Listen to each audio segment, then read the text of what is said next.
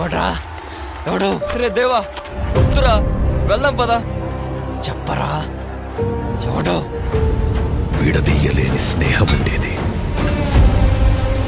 నీకోసం ఎర్రైనా అవుతా, సొరైనా అవుతా, నీ ఒక్కడి కోసం.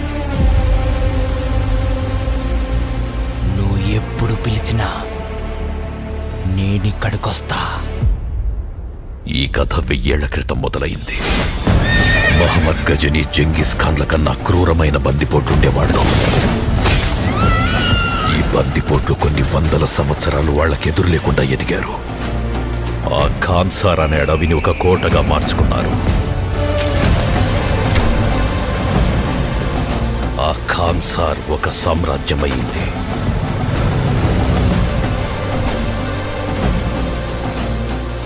ఇక్కడ కూడా కుర్చీ కోసం కుతంత్రాలు జరిగేవి.